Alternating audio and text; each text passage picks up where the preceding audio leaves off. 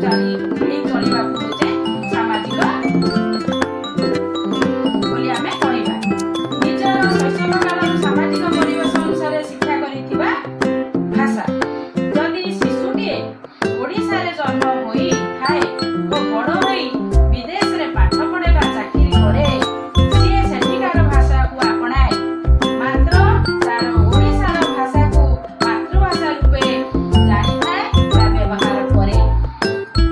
CA बाहर पढ़िला बेले बा बाहर चाकरी करिबा बेले सीए जो भाषा कथाबार्ता हुए हिंदी बा इंग्लिश रे कथाबार्ता हुए से सेठिकार ताको करिबा पाई तब आवश्यकता पड़े बा तेता निहाती जरूरी।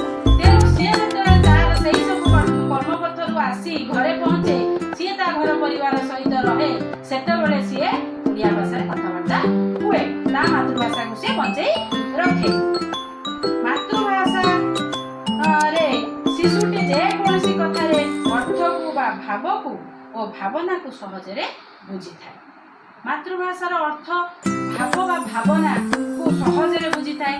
तार भाव भावना मन भितरे उंकी मारुथुवा तर मु कहिदेली तमानकु पचारली अरे कर्कश माने कोन तम मन भितरे थिबा सेई जो कर्कश माने कोन कर्कश माने हला माने कठिन शब्द जहा कि कान को भलो सुबेनी कर्कश कंठ माने तार बेसुरा कंठ सेई बड़ी से कथा तम मन भितर को से भावना आसे ता अर्थ को तमे भावरे परिप्रकाश करिबा होची भाषा।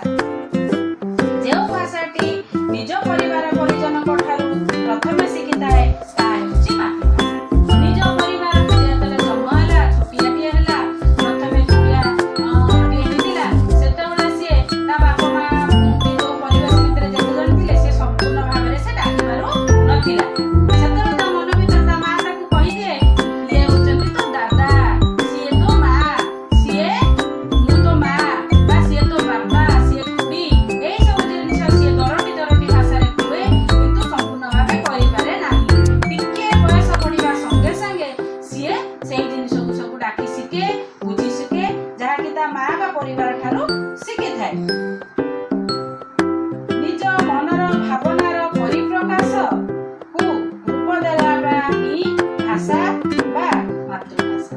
निज मनरे उंकी मारुथुवा सब कथा बार्ता आउ देखा पढ़ा सीए ताकू आमे भाषा रूपरे परिप्रकाश केतेबेले करंती कहिबारे लिखिबारे अन्यकू जणैबारे दुख प्रकाश करिबारे सुख प्रकाश करिबारे सांग साथी भितरे भाव आदान प्रदान करिबारे आमे जो सब ताकू जणाती सीए होची हमर मातृभाषा। ओडिया भाषा हेउची 2000 रो अधिक पुराना भाषा। 2000 ରୁ ଅଧିକା ପୁରୁଣା। ତେଣୁ ଚିନ୍ତା କର ଏହା କେତେ ପ୍ରାଚୀନ କାଳରୁ ରହି ଆସିଅଛି। ଏହା ଭାରତ ସରକାରଙ୍କ ଦ୍ୱାରା ଶାସ୍ତ୍ରୀୟ ମାନ୍ୟତା ପାଇଅଛି। ପ୍ରଥମେ ଏହା ଶାସ୍ତ୍ରୀୟ ମାନ୍ୟତା ପାଇଲା ତାପରେ ଆମ ସରକାର ଭାରତ ସରକାର ଏହାକୁ ଶାସ୍ତ୍ରୀୟ ମାନ୍ୟତା ଦେଲେ ଯାହାକି ଆମ ସାହିତ୍ୟ ଏକାଡେମୀ ରୁ ପୁରସ୍କୃତ ହେଇଯାଇଛି। ଓଡ଼ିଆ ଭାଷା ଶାସ୍ତ୍ରୀୟ ମାନ୍ୟତା ପାଇଅଛି 6ଟି ଭାଷା। ତାହା ହେଉଛି ଓଡ଼ିଆ ଭାଷାଟି ହେଉଛି ଷଷ୍ଠ ଭାଷା। ପ୍ରଥମେ ହେଉଛି ସଂସ୍କୃତ, ଦ୍ୱିତୀୟରେ ହେଉଛି ତାମିଲ, ତୃତୀୟରେ ହେଉଛି ତେଲୁଗୁ, ଚତୁର୍ଥରେ ହେଉଛି ମାଲୟାଲମ, ପଞ୍ଚମରେ ହେଉଛି କନ୍ନଡ଼, 6ରେ ହେଉଛି ଓଡ଼ିଆ। ଭରତ ମୁନିଙ୍କ ନାଟ୍ୟଶାସ୍ତ୍ରରେ ପ୍ରଣୀତ ହୋଇଛି ଉଡ୍ର ଯାହାକି ଲୋକଭାଷା ରୂପେ ପ୍ରଚଳିତ। ତମ ମନ ଭିତରେ ଆସୁଥିବ ଲୋକଭାଷା କଣ?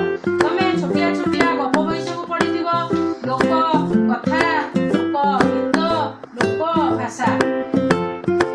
ଆମର ହଳଧର ମୁନି ଯୋଉ ଗୀତ ଗାଉଛନ୍ତି ତାଙ୍କ ମନରୁ ସେଇ ଯୋଉ ଲୋକ ଭାଷାରେ ଲୋକ ଗୀତରେ ପଦ୍ମଶ୍ରୀ ହଳଧର ମୁନି ଯୋଉ ଦେଖଉଛି ଟିଭିରେ ତମମାନେ ଦେଖିଥିବ।